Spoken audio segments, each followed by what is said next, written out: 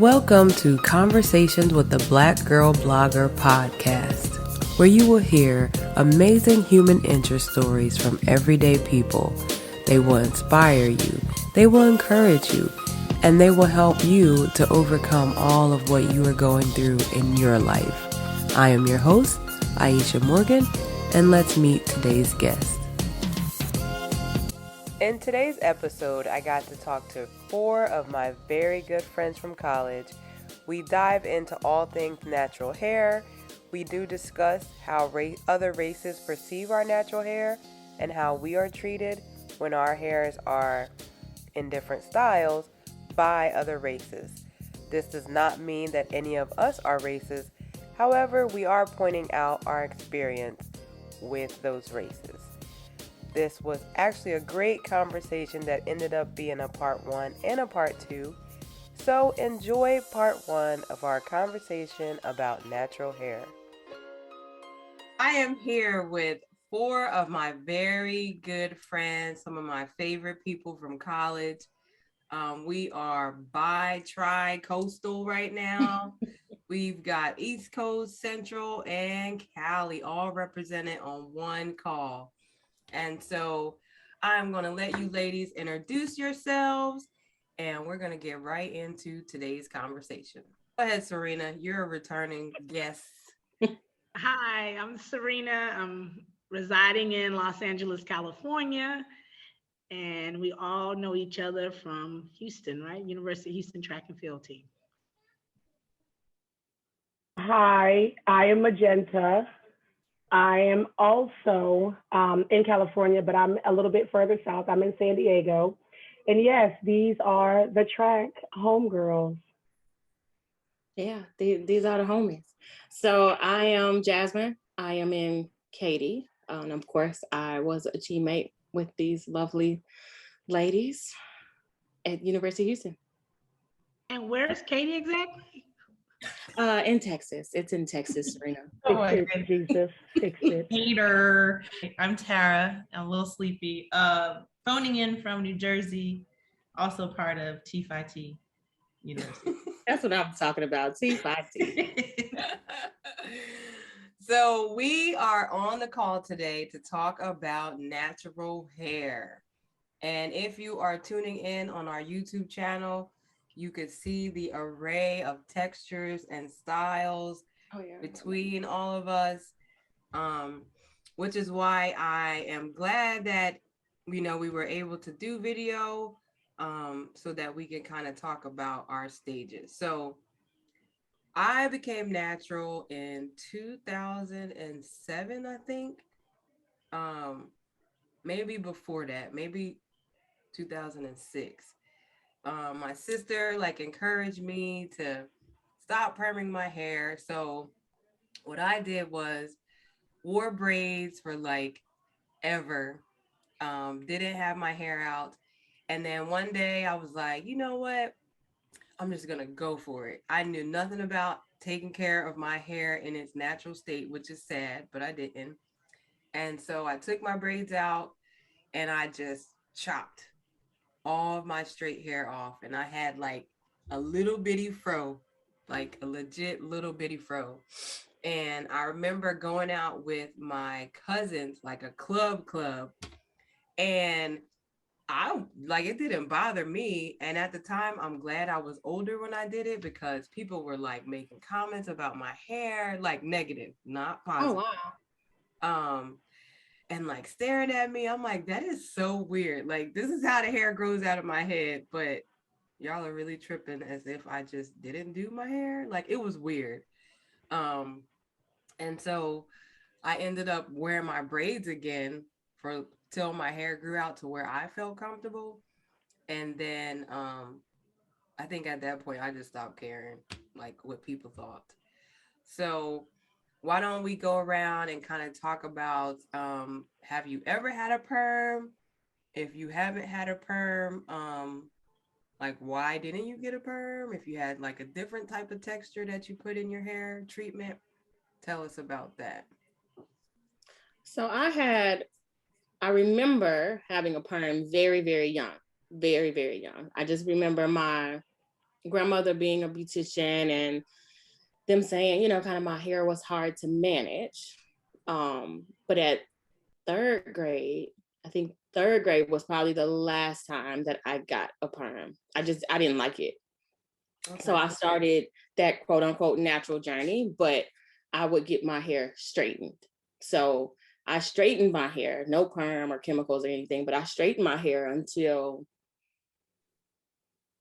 maybe 2010 or 11, I think.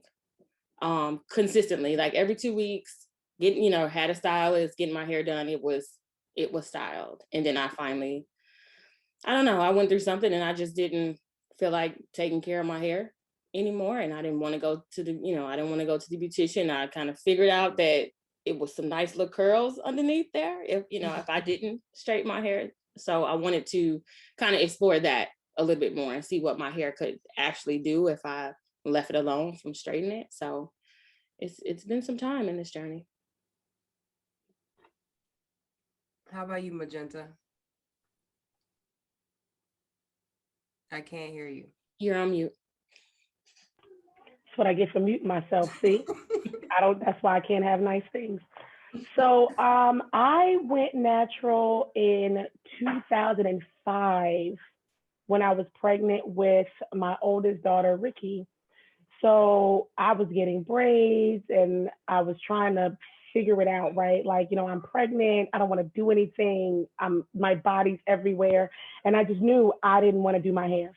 So I was getting braids. I was getting kinky twists. I was trying to just not deal with hair. And then when I took my braids out, the beautician was like, "Oh, so you don't have any chemicals in your hair?"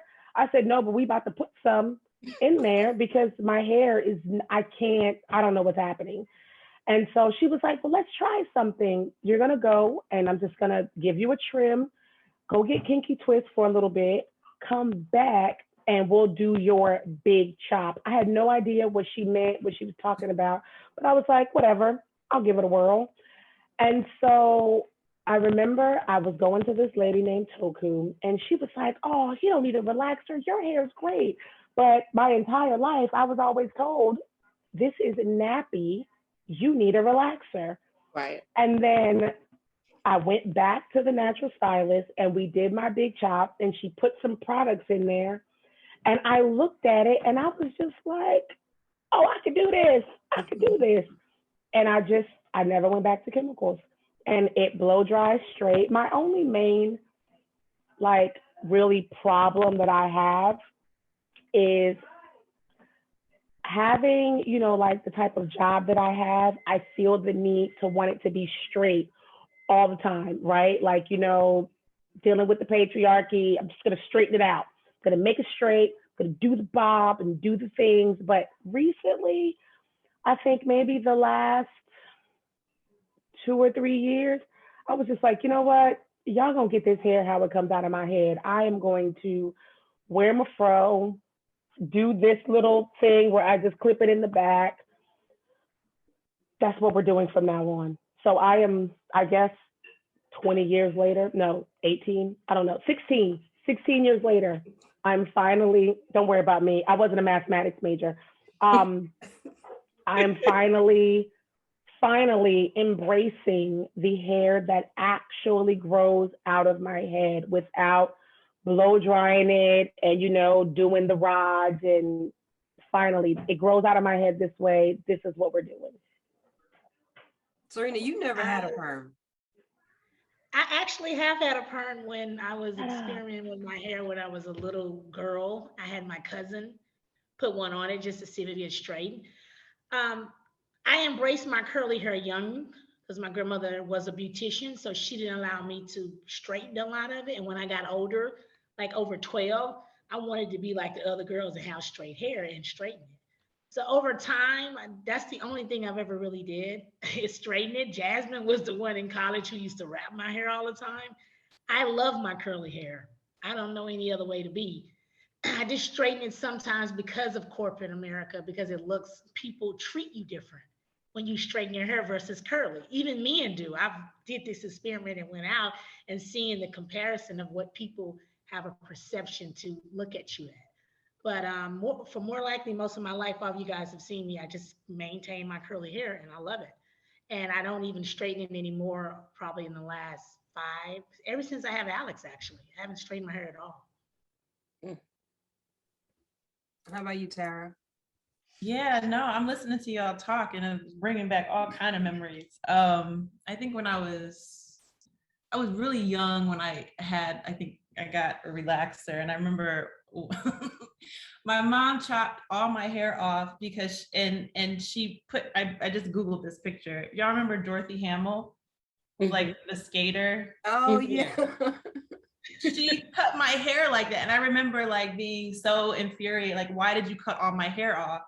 And made me look like this white girl that I just have no connection to whatsoever. But no, I think like it's just making me think about all the messages that we've received as Black women, Black girls growing up, either from our family, from media, from work, and how like we've internalized it. I'll just say it. I've internalized it for sure. Like straight hair is more attractive, or different kinds of curly hair textures are more attractive than others. And I know for myself, I got all different kinds of textures in my hair. I got a different texture here, got a different texture here, got a different texture here. And so I've always been like, I mean, I think about this stuff all the time as a professor in this like space around Black women and representation. And I always like grapple with the things that the words that we use to describe like our lived experiences through our hair. What does it mean to be natural? Is natural the hair that grows out of your head? Is natural mean not manipulated in any way? I can't say that because my hair is always manipulated. I got curls in here, I got color. I'm my mother's daughter. She's always chopping her hair off, like coloring it purple and blonde and all kinds of colors. So I love that because I have a wonderful example of a Black woman whose hair has been a source of just joy for her, and not necessarily just a site of struggle, which I think a lot of Black women, at least in my generation, growing up in these different institutions, have kind of experienced. Yeah, and that's interesting because Jasmin and I were talking one day about like our hair, and I told her growing up, like there were Black teachers in my school, but they all have straight hair. Like they may have had short hair, they may have had like braids every once in a while, but they all had straight hair. Like I never saw anyone with a natural hairstyle. If I did, like at random, people would perceive them as being like radical or like, Black power type thing, just because they didn't perm their hair. And as we all know, growing up, it wasn't common for us to see women on TV with their natural hair, whether it was models, maybe in like the magazines like Ebony and Jet, but even that was like far-fetched. Like it may be 1 or 2 women in an all-Black magazine with natural hair, and everybody else has straight hair or braids or something that you perceive as more acceptable to like mainstream media. And it made me think about an instance with me. So shortly after I cut all my hair off and I got braids in, I probably wore braids for like 2 years straight, like back to back to back, just wore straight braids. And I took it out and started wearing my hair in a mohawk, which was like at the time, like I loved that mohawk. Like I rocked that thing like nobody's business. And one of the teachers, who was a white woman, she was like, I just love when you come to work wearing your hair like that, because now girls who look like you know that that's okay, and they don't want to have hair like me. And it made me think like she's probably heard girls, like little Black girls, make comments about their hair, or like want to have hair like white girls that was straight or smooth and soft or whatever. And just the fact that like I'm walking around with my hair out curly, in this mohawk every day. And for her to like say that to me, I was like, dang, I I never had that. Like I never had somebody walking around my school with natural hair. Like never in elementary, middle, or high school. So,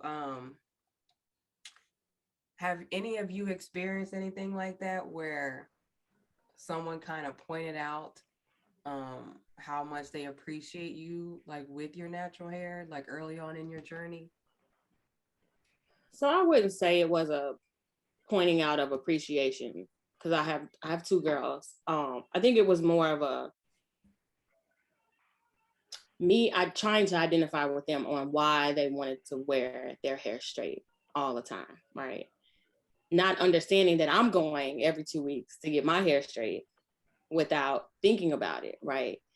But from their experience, like mom is getting her hair straightened, but then also my friends, right, are mainly Caucasian because of where we live, they're wearing their hair straight too. So I want to be able to wear my hair this way and fit in with everybody else. So it was more for me realizing that me continuing to straighten my hair and not straighten my kids' hair and want them to do the twist and want them to wear it out, that I'm not showing them that this is pretty, right? That I want them to do it, but I'm not doing this, I'm not doing the same thing. So that was one of the additional, motivators for me was that, okay, I need to stop doing this behavior because they need to see me do it and then they will be able to accept it, much better. And that's, I mean, over time, that's exactly what happened. Although I do have teenage kids, so they still want to do the other things, but they have accepted that that they can wear their hair natural and they can rock it out and they can twist it and they can do all these different manipulations and experience their hair differently at that age where I didn't feel like I could at the age that they're in. So it wasn't a revelation like that, but I think just being in kind of the industry that I'm in and being around kids and things like that, it is a positive thing for them to continue to see Black women wearing their hair in all different natural ways versus trying to conform to what society is saying is pretty and and keeping it straight. And we're not going to talk about adding hair and doing all that, but you know what I mean. Yeah. Well, I have to say that growing up, they used to call me Pocahontas and make fun of my hair when I went to school and stuff. But thank goodness, because I grew up with a lot of my family on a farm, we knew how to handle ourselves. We had appreciation for who we were because everybody had a different texture of hair. I'm not the only person in my family with curly hair. So when my grandmother used to have these long pigtails, the other kids that were not like that did not look like me would say certain things, and I would be like, you have your hair and I have my hair. So I just was that example of I am who I am, and I appreciate because at least I have hair. I saw women who had cancer that didn't have hair because my grandma worked in a hospital. So I had a little privy to like, I had to be grateful for the hair on my head because it has a purpose, right? So going throughout, like my cousins and stuff, we have these discussions about it, which meant a lot of people would say, you have good hair. And I said, there's no such thing as good hair. I have curly hair. You just have a different texture. And they look at me sideways like, you always got something to say about it. Yes, because someone put in your head that my hair is better than yours or yours is better than mine. And it's not the case. It's just perception. People prefer chicken over steak. That's the same thing when you having hair. Be proud of what you've given. That's what my grandma taught me. Be proud of the hair you have. I have a different texture. Tan have a different texture. Your cousin Pumpkin have a different texture. All of you guys have different texture, and you put different products on your hair, which we usually use natural things, and you wear your hair as it is. When I got older, it was just me looking and wanting. And when I figured out my hair would never be straight, no matter if I put a relax on it or not, I just embraced that, who I was. So I think it's just being an example and owning up to who you are as a person and appreciating that you have hair at least, because some people don't have hair or, they struggle with that and stuff like that. So I'm just grateful for that. That's it. How about you, Magenta? You have four girls. Ooh, Lord. Yeah. So please don't remind me that I had a baby at 37. So Girl, I was um, 40. Stop. you What's know what? You're Wait, I was right. 39. No, you were 39. Yeah, same Yeah. Yeah. difference. Well, yeah, the difference is the same. Um, Okay. so I think I was already like all done straightening my hair. I had a manager once. It's a funny story. I had a manager once, right? So he was brand new to the market, and I had just gotten promoted, right? Like brand new position, ready to come to work and do all the things. And this man pretended not to know my name unless my hair was straight. And we would Wow. walk in the meetings, and he'd be like, "Hello, everyone," and never make eye contact with me. So I remember being like, you know what? I'm gonna straighten my hair, see what happens, right? So I whip out the blow dryer, and everybody knows you're sweaty, right? Like you're sweating. You got the blow dryer, and then you do the hot comb, and then you do the rollers, and then you got to sleep on your face, whole thing.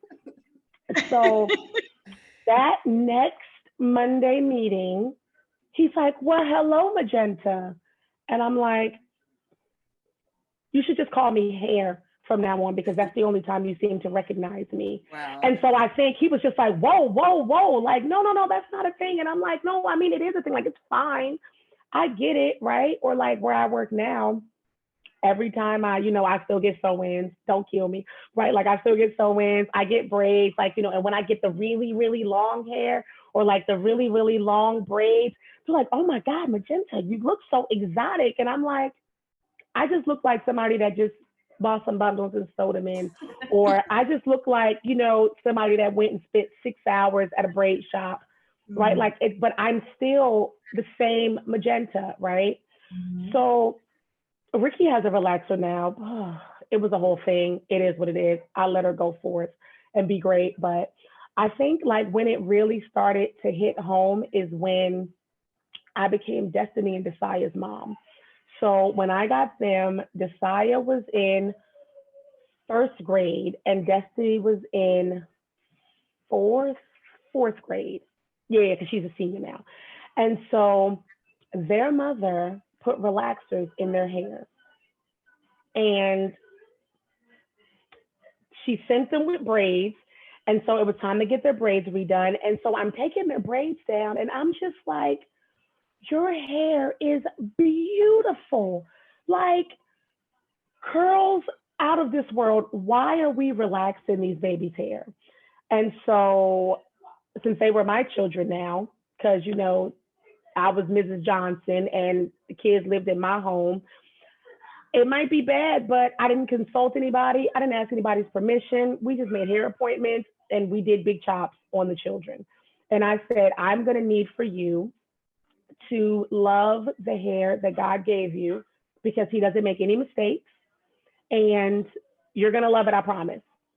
And both of them, even though Ricky went and got a relaxer, Destiny and Desire are still natural. And they look up hairstyles and we make products together. And now it's like a mom and daughter thing. They're like, "Oh, mom, I found some cacao beans. Can we make this blah, blah, blah, make it smell like Cocoa Puffs?" And I'm like, "I don't care, whatever." And they're just like, "I got this new hair mask. We can get under the dryer and do some things." And I mean, I do it. I don't think it does anything for my hair, but I mean, I still do it.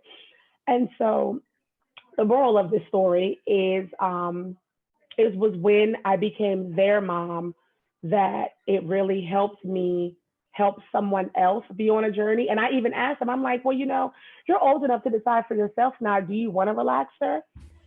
And Destiny's like, "No, I don't want to relax her. I love the hair that comes out of my head."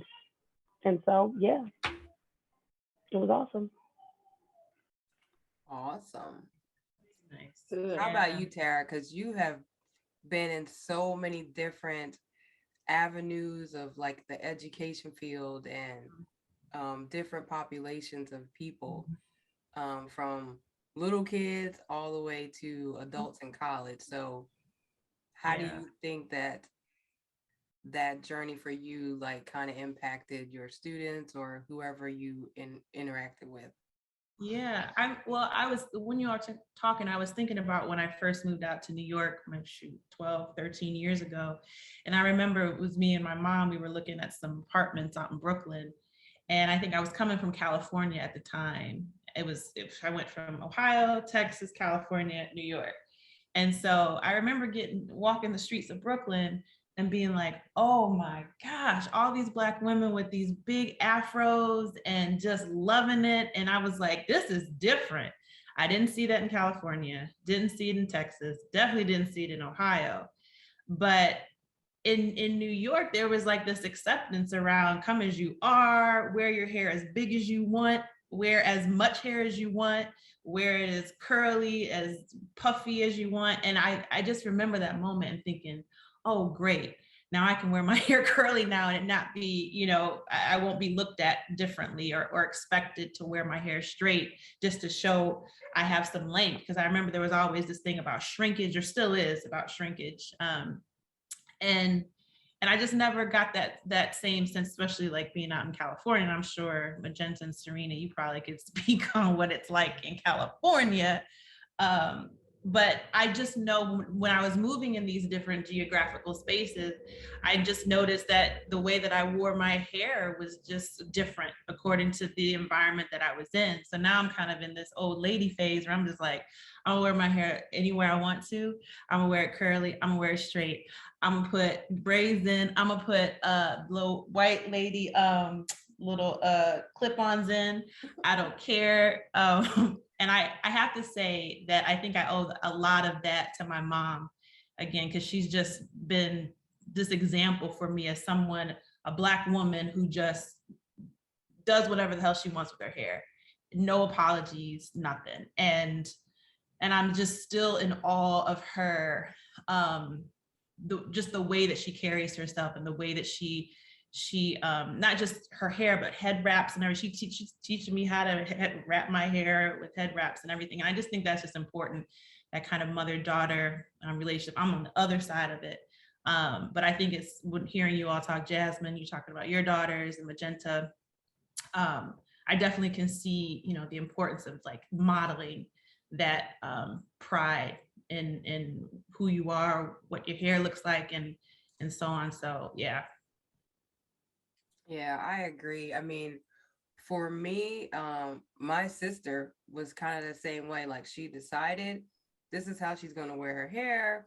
And with her job, there were times like through her journey, because when your hair grows, the texture changes and you can't wear certain styles because now it doesn't look the same.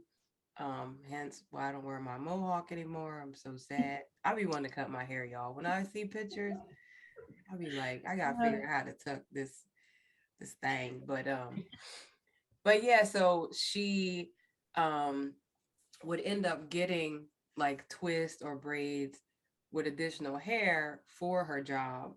But it's interesting because I don't think that like we pay attention to the behind the scenes people who are fighting for certain rights that we have. Because now like she'll wear her hair any kind of way. And everything is considered professional now. Whereas before it's like, are you gonna do your hair? Like, what are you talking about? Like, this is my hair. Like, what do you mean? So, with the Crown Act and all of those, people fighting for us to not be discriminated against because of our locks or, us wearing afros, or saying that, wearing braids is unprofessional. When it's your hair that you're braiding, it changes things, like I know for me, when I went natural, I remember I was in the mall or something with someone and, had my mohawk in, of course, and a girl walked by with like a really tight curly hair fro.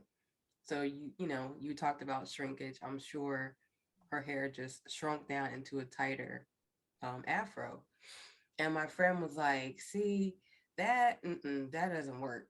And I'm like, what do you mean that doesn't work? Like, she didn't even try to do her hair. And I'm like, girl, her hair is probably the same length as mine. It's just that she's wearing hers in afro and mine is in a mohawk. yeah, but your texture is not as like nappy as hers. And I'm like, what? Mind you, this is a Black person that's making these comments. And so I'm like, what? Like, that's her hair. She can't help it. And she's like, right. So when your hair is like nappy like that, you need to like do stuff to it, like find some products or something.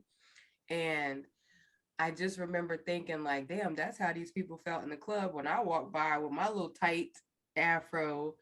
Um, and like, why though? Like, why is that a thing? Because when I decided to grow, to cut all my hair off, it was never like a thought of people looking at me different because now I don't have straight hair or, permed hair.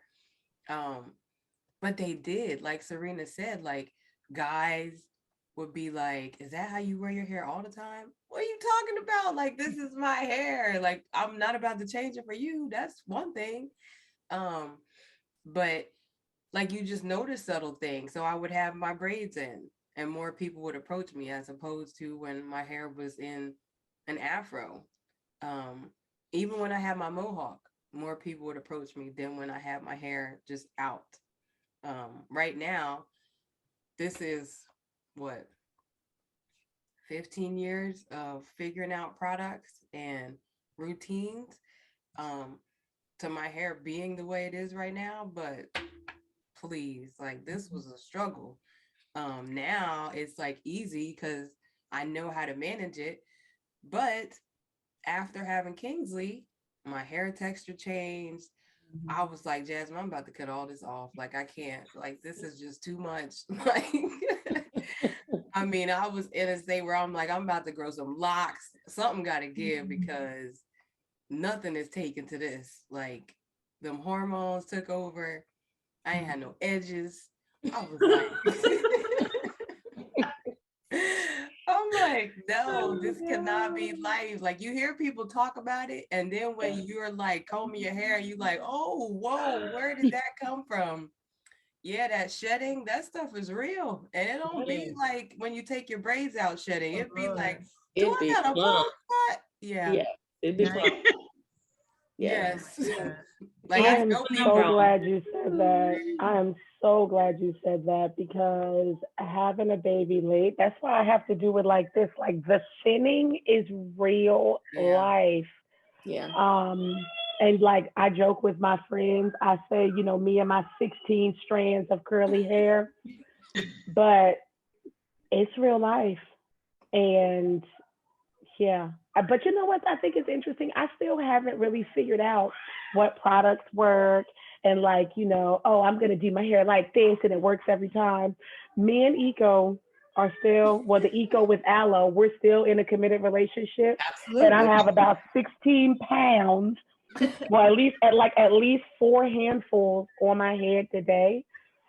I am literally in a committed relationship with castor oil, shea butter, like all natural shea butter and eco. And if I could just mix them all in and make a miracle ointment.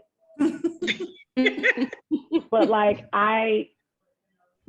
shout out to you, Aisha, for figuring it out. It's still not figured out. And I've been doing this since 2005. Well, so let's talk about that because when I first went natural, blogs were like all the rage. So there was like a blog about, what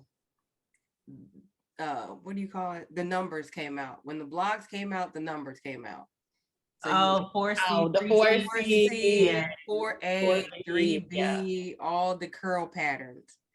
And so I just remember like, well, this strand is like a C, but the back is like a 4B. So what am I supposed to put in my hair? Like, Right. trial and error. I had more products. I probably could have opened a beauty supply. Because I would buy stuff and then I'm like, oh my God, why is this stuff not drying? It would just be white. Yeah. Like the tall tale of products not working on my hair, it does not go into my hair. Like it sits on top. And so I just remember so many times, like I would just touch my hair and it would be like snowing. I'm like, oh, that's nasty. like, Or you do that and then your hand is still wet. But I'm like, this is from yesterday. Right. Like, what is, yeah. And Or you I get the one that makes your hair crunchy, the crunchy hair. Yeah. I think that so Product build up. that the natural hair movement around that time it was just another way of internalizing our anxieties about our hair. Like all the products, we have to remember products are being sold to us. Like that's the goal, to sell you as many products as possible. Hair, just like anything else, has a different, it responds differently at different times to different products. You can have a product that works one way in August, then in September, that product's not going to work anymore because your hair has like, it's just like the body, we're all track folks. We know that there's be plateau, right? You work, you got to change things up. You got to change your routine. It's the same with hair. But yeah, I remember like there was a lot of shame even around in the natural hair movement. Like if your hair didn't look like this, or the curls didn't curl this way, they didn't quite curl, then you're doing something wrong. And I just find that as just again part and parcel of like the whole notion where I see Black women's hair as a site of society's anxieties around beauty standards. We have to look a certain way, around, what length and color and texture meet this some ideal of beauty that is unattainable. And we're looking at celebrities and these natural hair influencers who have manipulated their posts and manipulated their hair. And it's gotten even worse now with filters. So, I mean, I think the natural hair movement in that respect has done a disservice to a lot of Black women's hair journeys because there's so much guilt and shame around not being able to achieve this certain curl pattern, this certain ideal of what a natural head of hair should look like. So, yeah, I agree. Because when I started, like, I just remember I had this picture that I found online. It was like somebody posted it on the blog, and that was like my ideal hair.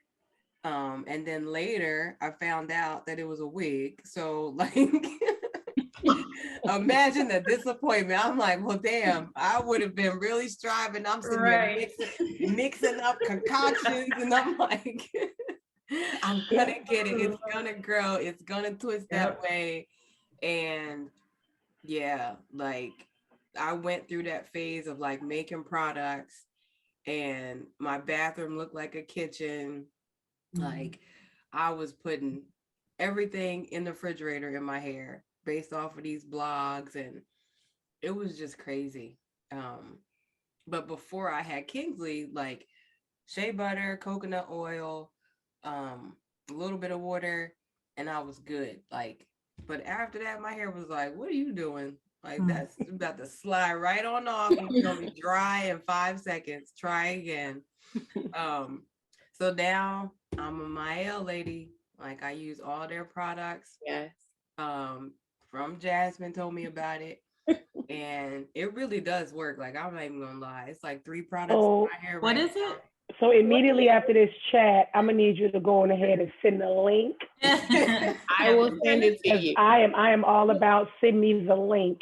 I will send it to you. So like, over time, as Tara was saying, like products have changed because then you have like more big companies trying to seek out smaller Black companies where people are making stuff in their kitchen and acquiring those companies. So I used to use Shea Moisture. When he was making it out his kitchen or whatever he was making it, it was a good product. And then when it was bought out, we got mass produce this stuff. So we're not taking that time to put these same ingredients in it because we got to make money, so we're going to cut some corners and use this type of shea butter and not the one you got. So I just stopped using it because it just was not working on my hair anymore. But I went through like a bunch of products, social media, like the ads and stuff. So you see like these people who are like having these businesses that are now at Sally's and Target or whatever. So I was just going to town, like trying everything. All the things. All the things. Yeah. The key for me is well, since I moved from Texas to California, the weather has changed, and where the power is in water. Yeah. Water changes the Yeah. texture of my hair. And I noticed that I can use certain things. And when I go home to Texas, I use certain products. When I come back to California, I have to use more oil base here versus in Oh. I can use like a different product because it's the water. Right. That's And what. Because when I went to Hawaii and I got in the water, I mean, one day, you guys, it looked like I grew a whole new head of hair because the water was so natural. And that's what's the thing: the minerals that's in the water, it either depletes or adds. So I use like avocado oil. I use a certain type of olive oil, and I mix it in. And then, thank God, I got a boy because I do not know how to comb hair. Everybody knows that I don't know how to plait, I don't know how to braid, I don't know how to do any of that. So I said, so I was like, okay, for Alexander's hair, he has thick, wavy hair. And I'm like, what am I going to put in this? So I started, experimenting with over the counter things and seeing what I need to use, all types of oil. So he likes it. Usually I have to mix some oil with a little bit of shea butter. So I try different things. I really don't buy product. I make it for him and his hair, and it's oil like almond oil mixed in with some castor oil with a little avocado oil, and then mix that in with a little shea butter, and I put it on there, and it looks good. It curls up really nice. So it just depends on the water and what you're using, because the water, if you got in Texas, it's dry and hot, and you have to use different products. And in California, is just a constant weather, and it doesn't give you a lot of moist. So I need more like less oil here, but I need more oil in Texas. for the Yeah. So Cali that's girl, kind of did you all notice the difference in not just the water, but the air, like the dry air versus the humid Mm-hmm. air in yes. Texas Yes. too? Yeah, yeah, I noticed So that. the Yes. environment is influencing our hairs in different ways. So that's one thing they don't say. You need different products depending on where you live at. If I Yeah. was in a cold weather, I need different products. Yep, Right. And that's why my hair looks different on different pictures, because I was at different places. yep. Right. Yeah. And even the water, That's like if you interesting. use the like, so I remember seeing this girl on Instagram had her whole house was filtered. Like she has a filter on all of her, I don't even know what you call it, filtration system throughout her house. Mm-hmm. Mm-hmm. Um, so I had a filter on my shower, um, what do you call it? Why? Head. Yo, Yeah, you the shower shower head? head. I'm A water filter on the shower. Yeah, so I had a different shower head that had a water filter on it. Yes. And when I was using that, man, like my hair was just happy. And Mm. it made me realize like how hard the water was out here where we are. Yeah. Because it would like feel brittle. Like after I wash it and Right. condition and all that stuff, it would just feel like it was brittle. So I have a different shower head, not just like the one that's on there. So it has a filter in it. And then when my spray bottle, I use bottled water. I don't use water from the sink. Oh. Mm. Mm-hmm. So that's the So key, guys. Water. I Water is I too. Oh, go ahead, Serena. Yeah, water is life. Like if you don't have a filtering system in your house, or you should get one, because I have a filter system on my shower as well, and also in the building they have filter system, and that makes a difference in how your hair looks. Yeah, and your skin. I was gonna say hair and skin Yeah. for Yeah. sure. Mhm. Yes. So Jasmine, you have one at your house too because of the eczema, right? It helps with the eczema. Yeah, yeah. So I have a whole house water filtration. yes. Oh. So we just got that. California water is trash. Um, it's very, very hard. It's very abrasive on my skin and my body. And I used to get, like, when I first moved here, we lived in Point Loma. Serena came to that place. And I would just get these random breakouts, right? Like I didn't understand what was happening. And so I kind of got like a skincare regimen that took care of the problem, but my skin has just been dry and weird and whatever. So when we moved here to the house, I just said, I don't care what you want to do, babe. Like do whatever you want to do, but we're getting soft water, the Mm-hmm. salt free, just the filter, do the things, and then we get the alkaline in the kitchen because I wash my hair in the kitchen.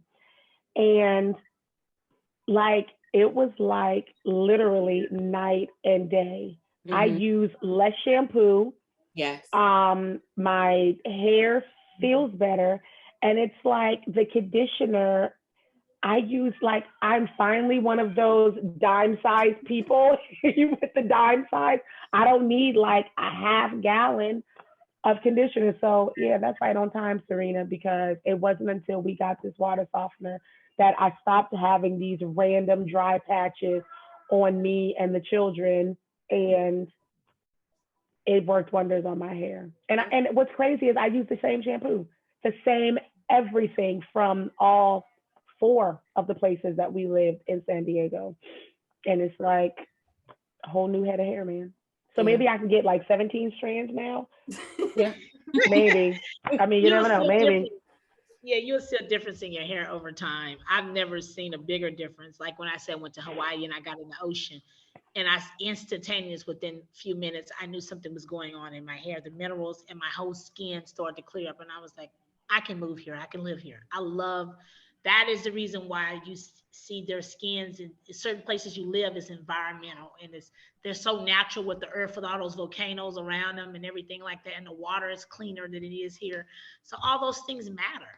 And people think water is not a big deal sometimes. Water is every single thing you do. And I am into studying water now and understanding how it works for a body. I was like, if I had known this when I was in college, boy, I would have been a better athlete. Because it does I would have been the same trash bag I was. I'm sure.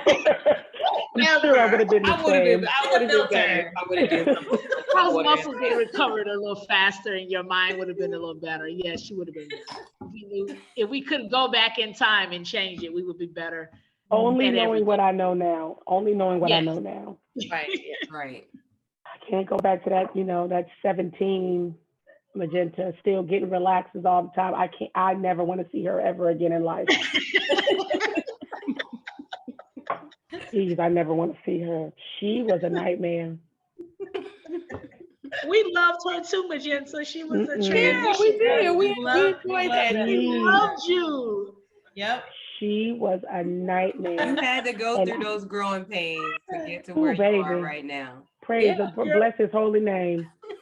Magenta, girl, you so funny. I'll never forget this line. You told me one time, you was like, yeah, I'm finer than Halle Berry. I know I look good. I said, damn it, if I don't think so, who will? If I don't think so, who will? Right, exactly. That's true. Exactly. You were so confident. My God, you was never shy on confidence. We'll give you that one. Y'all are too funny. Oh, well. Yeah. But I mean, I think that, over the course of time with like my hair, I've always had like a love-hate relationship with my hair. Like ever since I started doing it when I was 12. And it was just like probably like right before when I got divorced. I like kind of embraced my hair where I'm like, look, we in this thing. Like, we got to figure this out. Let's kind of come up with something because it's just me and you. Like, you ain't going nowhere. So we got to trial and error. But I used to tell one of my cousins, I'm like, having hair is like raising a kid. So in that baby stage, you feed it this, you do this, and you do that, and then they don't want to eat that no more. So then you sit here like, now I gotta figure out what you about to eat. Like Kingsley, she don't want to eat nothing. So same thing with my hair. When I first went natural, I was good. I'm like, okay, put a little shea butter, a little water, and just keep it moving. Then it grew a little bit more, and that shea butter wasn't kicking it. So I had to figure out a whole nother regimen. Then it got a little bit longer, and now I'm like an adolescent. So I'm going to school now. So I got to figure it out again, do another routine. Then them teenage years, I was ready to chop that thing off. Like, it was just acting up. Like, it had a little length, but it wasn't letting me do what I wanted to do. I'm like, come on. I'm looking at this picture of this hairstyle. This is what you're supposed to look like. These Bantu knots supposed to come out and you're supposed to be dangling. Like, What is this?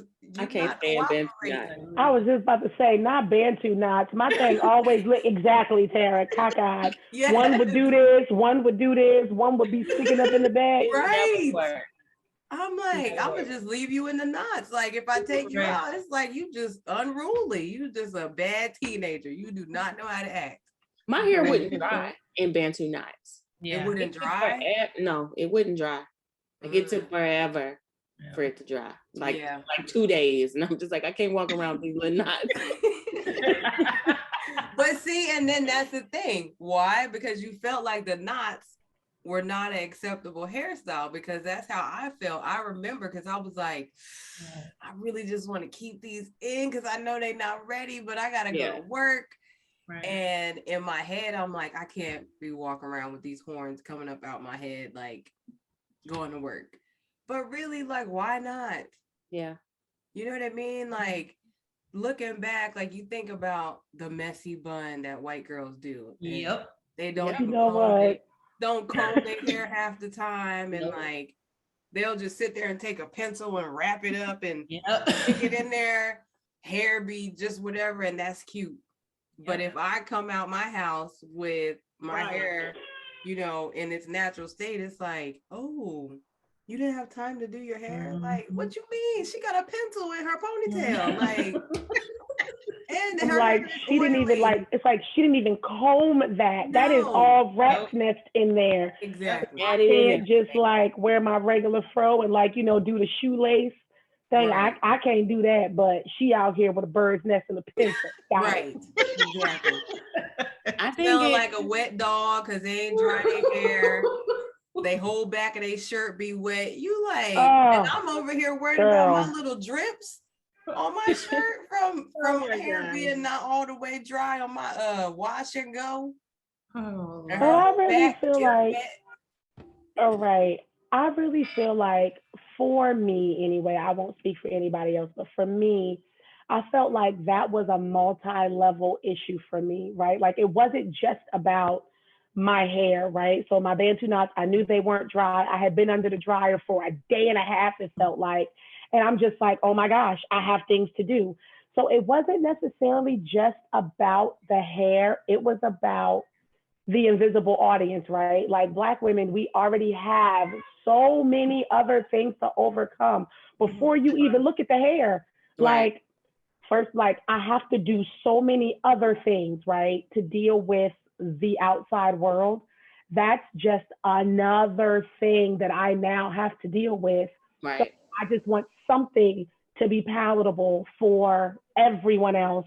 So I won't be, you know, the mom that's been wearing these pajamas for 3 days, right? And you know, and I got these Bantu knots, right? Like I can't be, you know, the woman who is better than everyone else in the office, but it took her 4 years longer to be promoted because she's an African-American woman. I can't get the job and then wear Bantu knots on top of that, right? Like I can't be that person. So I think a lot of that was just trying to be more palatable for everyone else and putting myself last. Like I obviously learned to do from somewhere else, right? Like as a mom and a wife and, you know, just an everything person, I have learned to be all things to all people. And then after everyone else is good, then I'll be like, okay, I got 20 minutes. Like, do you know the things I had to do to be on this call today? Like, it was literally like I played Tetris. They are in there feeding the baby like Cheetos and goldfish so that mommy can be here and not doing those things. And then when I get off, it's like, okay, I'm doing mom things now. So it's the consistency of putting yourself last and not necessarily delegating or making the time to take care of you. And then now I don't have time to figure this out. So now you're going to get what I got and you're going to have to be okay with it. Yeah, but I think it's rooted very deeply in us as Black women. Generationally, it is just rooted very deeply in just being Black in America, right? That you always have to be presented as together. right? 100%. Oh, yeah. Not right now. And that together is my hair is together, my clothes is together. I am presenting myself in, out to the world as this respectable or whatever, type of Black person. So the hair falls in line with that, right? In order for us to be accepted into society's norms, we have to be quiet Black people, right? We have to be maintained Black people. We have to be dressed well Black people. We cannot just exist without it being something else, right? Yes. So that's where that comes, from. Like, I mean, E and I talked about like the bonnets and coming out in pajamas, right? And trying to do the messy hair. Like, those things are accepted for other people, but for the Black culture, you are expected to be put together, right? You need to be put together, and you also need to be quiet, but you need to be put together. Yeah. Wherever you are. So I think when you say multi-layered, yes, it is multi-layered, because it's all these things that we have been subconsciously taught as we were raised, right? And then society is also influencing some of those things as well, just from what we're seeing based on, what we raised, and then what we, what we read about and what we consume. All of those things come into play when we make decisions about hair. And it's unfortunate that we have to, but it is something that we think about until you get to an age, or you get to have had some life experiences where you just like, this is how I'm going to live, and you are going to accept me exactly as who I am, because this is how I'm showing up, and you're going to have to accept me for this, because this is who I am as a person, and I am not going to make myself more palatable for you. This is how I am. And I think that along with that, when we say put together, it's not our put together. It's their put together. It's their put together. Right. So like, when I'm at a family function and everybody's like casual, when we are at a house family function, casual is different than when we go out and we're casual. Right. Because it's not about us. It's about how everybody else perceives us, right? And what they feel we should look like. So where I'm going to wear my hair, in a fro at my grandmom's gathering at her house, well, when we go out to this wherever place, I might put it in 2 braids or something. Or, put a wrap, because believe it or not, a wrap is more acceptable than the hair that grows out of my head. I know you wanted to hear the rest of that conversation, but you're going to have to wait until next Tuesday. Me and the girls finish up our talk, and it is just as amazing as part 1. So we will see you back here next Tuesday. Thanks for tuning in.